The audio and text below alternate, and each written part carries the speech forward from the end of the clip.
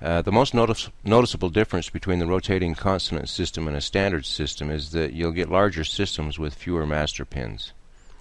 For example, a standard system that generates 820 change keys could generate over 4,000 change keys using the rotating consonant type systems.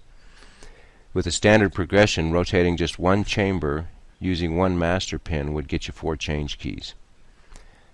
But if you did that with a rotating consonant type system, you'd get as many as 20 change keys. And I'm going to show you how that works right here. So I'm going to go ahead and choose Schleg from the list here, and I'm going to call this RC1, and we'll just enter a master key, and I'll come over here to customize. And you'll notice we've added the rotating consonant tab right here. And so just check rotating consonant. The default is to rotate 2 chambers, but I'm going to show you by rotating just 1 chamber. So I'm going to go ahead and save that.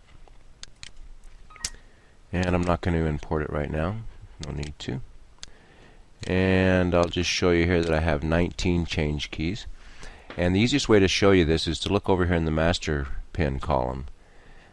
You can see there's a master pin in the first chamber of the first 4 keys. Then the master pin jumps over to the second chamber, and then it jumps over to the third chamber and fourth chamber, and so on down to the 5th chamber right here.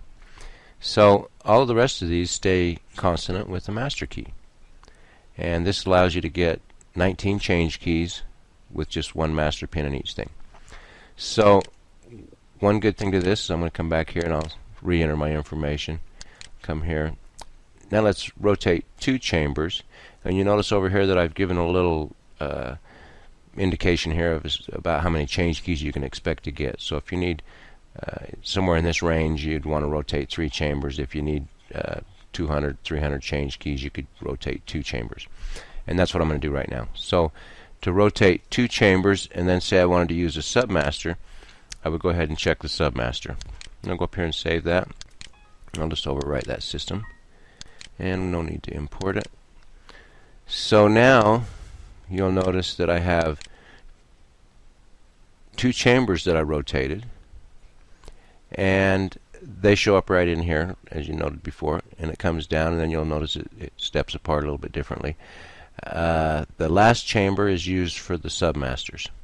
So at the top here you have an AA master that's going to open anything that starts with an AA, and you come down here and you'll have the AB master that will open anything that starts with an AB down below it.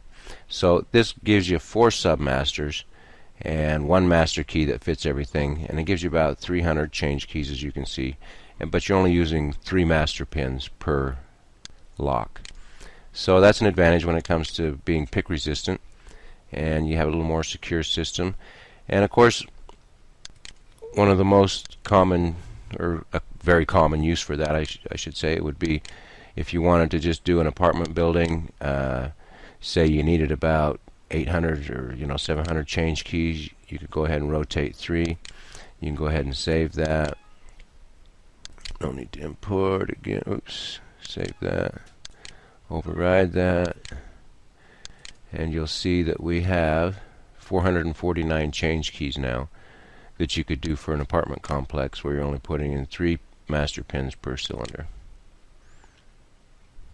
And that's pretty much it for the rotating consonants.